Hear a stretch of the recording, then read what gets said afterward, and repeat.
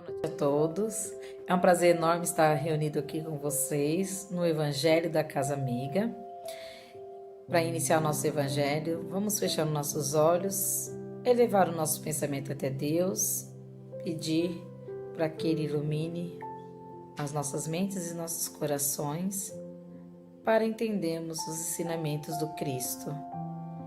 Que Ele possa nos abençoar, nos envolver com seu amor e com seu carinho hoje e sempre. Que assim seja, graças a Deus. O Evangelho de hoje é o capítulo 5 do Evangelho segundo o Espiritismo, que trata sobre a felicidade não é desse mundo. Então a gente vai falar do item 20 desse capítulo 5, né? Por que a gente está tratando isso? Porque diante da pandemia, teve um número enorme de pessoas que ficaram sozinhas, que ficaram em depressão, que sentiram toda essa energia da solidão, e outras que já estavam nesse processo e que de repente simplesmente aumentou, né, a depressão, a tristeza, né? E outras pessoas que acha que não é feliz. Então tem muita situação que a gente vai tratar aqui nesse evangelho para ver se a gente consegue auxiliar essas pessoas e também para que a gente possa refletir sobre a nossa própria felicidade, tá bom? Eu vou perguntar para vocês: onde será que podemos encontrar a felicidade? Onde você encontra a sua felicidade, né? Está dentro de você ou fora de você? Porque quando falamos o que te faz feliz, a gente vai falar de um filho, da família, né? Para quem tem o seu emprego, tá feliz com o seu emprego, espero que sim, né? E dentro, consigo mesmo, como é que está o seu nível de felicidade? É tão difícil a gente parar para avaliar essas situações. Quando a gente pede para que as pessoas reflitam sobre essas situações, muitas vezes elas fogem do assunto por achar que é muito complicado de conversar sobre isso, porque tudo é relativo, né? Mas se a felicidade não é desse mundo, é porque a gente ainda não está com o mundo totalmente evoluído para um mundo feliz, né? Nosso mundo está entrando na fase de regeneração. Os espíritos que estão aqui encarnados vieram para passar por provas e expiações, né?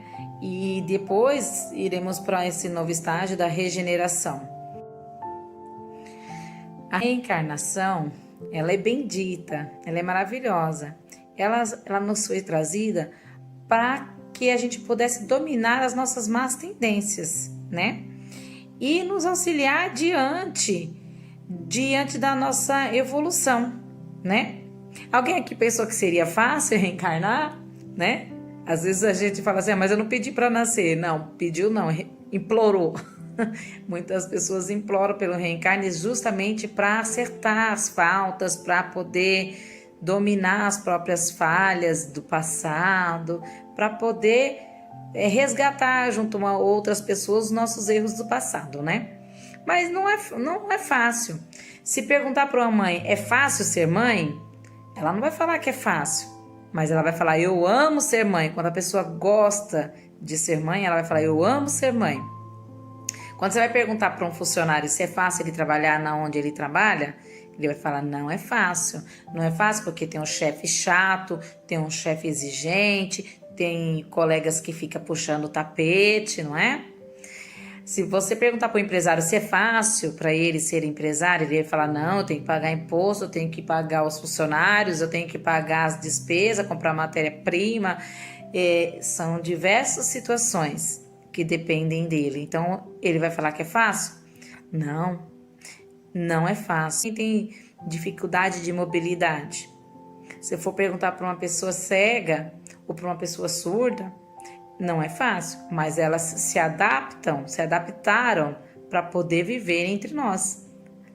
Compreenderam? Então, quando a gente fala que a felicidade não é desse mundo, é porque ainda temos muito para aprender até chegar a tal felicidade, né? E a gente ainda não consegue refletir exatamente o que me faz feliz, o que está me fazendo infeliz neste momento, para que eu não seja feliz, não é? Então, vou ler para vocês e vou explicando para vocês essa passagem, o item 20 do capítulo 5, tá? Então, fala o seguinte: não sou feliz. A felicidade não foi feita para mim, exclama geralmente o homem em todas as posições sociais. Isso, meus caros filhos, prova, melhor do que todos os raciocínios possíveis, a verdade desta máxima do Eclesiastes. A felicidade não é deste mundo. Com efeito, nem a riqueza, nem o poder, nem mesmo a florida juventude são condições essenciais à felicidade. Então, volta naquilo que eu falei para vocês desde o início, né? Que quando a gente fala sobre felicidade e a gente questiona as pessoas nos seus nas suas diversas classes sociais, elas ainda não têm definido para elas na cabeça exatamente o que a faz feliz, né?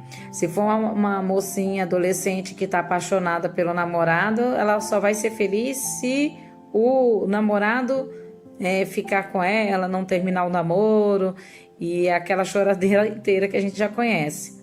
Mas a gente sabe que aí é terceirizar a felicidade. A gente às vezes terceiriza e acha que vamos nessa terceirização ser feliz. Eu não sou feliz sem o outro. Já é um princípio errôneo da definição da felicidade. Porque a gente primeiro tem que estar feliz conosco mesmo para depois ser feliz ao lado de outros, não é?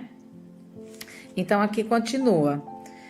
Digo mais, nem mesmo reunidas essas três condições tão desejadas, porquanto incessantemente se ouvem no seio das classes mais privilegiadas pessoas de todas as idades se queixarem amargamente da situação em que se encontram. Diante de tal fato, é inconcebível que as classes laboriosas e militantes invejem com tanta ânsia a posição que parecem favorecidas da fortuna. Então também há quem deposite no dinheiro a felicidade. Não, se eu tiver dinheiro, não tem problema nenhum. Pode fazer o que for, que eu tendo dinheiro, eu sou feliz. Aí a gente vê que muitas pessoas já passaram pela aprovação. Tendo dinheiro, não conseguiu comprar uma saúde. Tendo dinheiro, não conseguiu comprar a felicidade. Steve Jobs, famoso fundador da Apple, né, dos celulares famosos, o pessoal gosta de comprar aí caríssimos, né, ele chegou no auge do sucesso e ele percebeu quando ele chegou no auge do sucesso dos negócios, quando ele ficou doente, ele começou a refletir sobre isso, porque toda a riqueza dele não fazia sentido diante da morte, né, e que as coisas materiais, às vezes a gente perde, a gente é roubado, tudo isso se recupera, ou você acha ou você compra outro, né? Mas comprar a sua saúde de volta, comprar a sua vida, é impossível você controlar essa situação. Então, a gente vê que por mais que ele foi feliz naquele momento do auge dele, da carreira dele, ele teve um determinado momento que ele não conseguiu atingir a felicidade total, porque a outra parte que ele queria ter, ele não teve, que era a saúde, né? Ele desencarnou de câncer. Então, por aí a gente vê o quanto a gente é frágil diante da vida, quanto a vida vem nos trazer, o que a vida veio nos trazer, né? Para que nós possamos nos realizar. A gente tem que se questionar isso. Estamos aqui para quê? Tem um objetivo de nós estarmos aqui. A vida do espírito, ela é eterna. A do corpo é passageira. E nessa passagem que nós estamos por aqui, o que nós viemos buscar? É claro que nós buscamos felicidade, com certeza, e esse tem que ser um dos objetivos. Mas nós viemos aqui para evoluir, para dominar nossas más paixões, nossos vícios, né? Em busca dessa felicidade, da gente estar de bem conosco, nós vamos ter que resolver várias situações dentro de nós mesmos. Então, continuando aqui a leitura, neste mundo, por mais que faça, cada um tem a sua parte de labor e de miséria.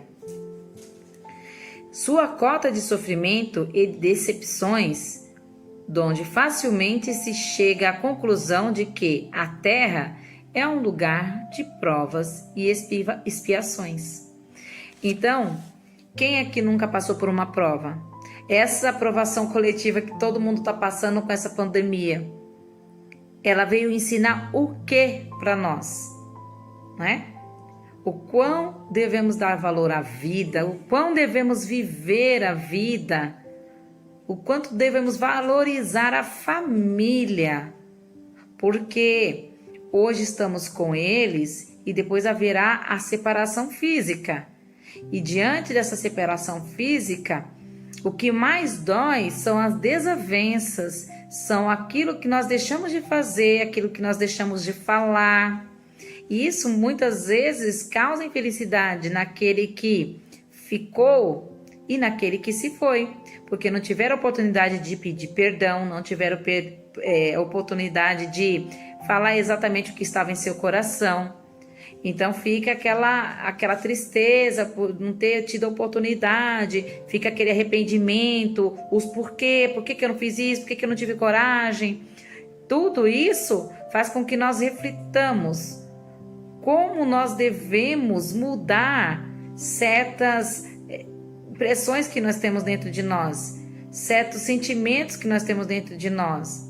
Porque toda vez que a gente reflete sobre como a vida da gente encarnados, né, dos encarnados, é frágil. Então nós temos um tempo determinado, não sabemos quando iremos fazer a nossa passagem e quanto tempo nós perdemos com coisas pequenas, quanto tempo a gente perde com situações desnecessárias. Então, a felicidade não é deste mundo, vem trazer essa reflexão para a gente, porque ela não é deste mundo, mas ela vai começar aqui, nós vamos começar a aprender aqui. Quem aqui não fica feliz com o sorriso de uma criança?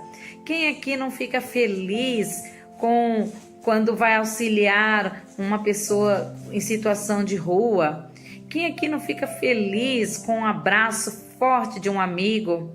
Todos nós ficamos. Isso traz uma felicidade enorme, você saber que tem pessoas que se preocupam com você, que te amam, que querem o seu bem, né? Isso dá muita felicidade. É claro que as preocupações materiais, a pessoa muitas vezes ela está desempregada, ela está triste, infeliz porque não está conseguindo honrar com os pagamentos das suas dívidas, ter as coisinhas que gostaria de ter, e muitas vezes o desemprego nos leva a ficar com privações, não é? Então, para ela, a felicidade vai ser quando ela encontrar um emprego. Mas quando ela encontra esse emprego, que ela já tem um certo tempo desse emprego, muitas vezes ela começa até a reclamar. Reclamar disso, reclamar daquilo, do chefe, como eu disse no início do evangelho. Então, quer dizer, ela está trabalhando para ter o seu sustento. Muitas vezes não é para a sua realização pessoal, aquele trabalho que ela faz. Então, às vezes, aquilo torna para ela, assim, uma obrigação, né? E não um dever que ela tem para com ela mesma. Então, quando ela não acha prazer naquilo que ela faz, ela fica infeliz, né? E às vezes ela só vai dar valor quando perde. Então, muitas pessoas deram valor ao emprego quando perderam, mas quando estava nele, muitas das vezes passou muito tempo reclamando. Então, é disso que eu falo, da gente reclamar desnecessariamente de certas situações que se passam em nossas vidas, entenderam? Então, vamos refletir cada situação que estamos passando e o que aprendizado aquela situação vem nos trazer. Daí, continuando a leitura, Assim, pois, os que pregam que ela é a única morada do homem e que somente nela, e numa só existência, é que lhe cumpre alcançar o mais alto grau das felicidades que a sua natureza comporta, iludem-se, enganam os que os escutam, visto que demonstrado está, por experiência arquissecular, que só excepcionalmente este globo apresenta as condições necessárias à completa felicidade do indivíduo. Em tese geral, pode afirmar-se que a felicidade é uma utopia, a cuja conquista as gerações se lançam sucessivamente, sem jamais lograrem alcançá-la. Se o homem ajuizado é uma raridade neste mundo, o homem absolutamente feliz jamais foi encontrado. Em que consiste a felicidade na Terra é coisa tão efêmera para aquele que não tem a guiá-lo à ponderação, que por um ano, um mês, uma semana de satisfação completa, todo o resto da experiência é uma série de amarguras e decepções. Então aqui retrata muitas vezes assim, a pessoa ela vai casar. Então ela passa 1 ano, 2 anos fazendo o planejamento do casamento dela. Ela tem que curtir cada momento desse planejamento, o momento que vai comprar o vestido, o momento que vai alugar o salão, todas as situações.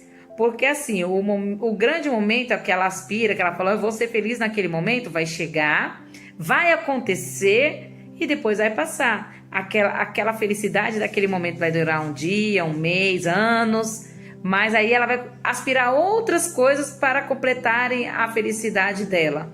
Então ela vai aspirar a ter uma casa, ela vai aspirar a ter um carro, ela vai aspirar a um bom emprego, ela vai aspirar ter. E o objetivo da reencarnação é sermos melhores a cada dia, é sermos. É claro que devemos, lógico que temos que ter nossos planos futuros durante a nossa encarnação, claro que devemos, mas não devemos depositar única e simplesmente a felicidade naquilo, porque é os pequenos momentos que vão se acumulando que vão formar os momentos felizes. Quando alguém desencarna, é que a gente vai refletir o tempo que nós tivemos com ela, a gente vai lembrar das piadas que ela contou, do abraço que ela te deu e do amparo quando a gente estava triste. Então, todas essas situações formaram os momentos felizes ao lado daquela pessoa que desencarnou.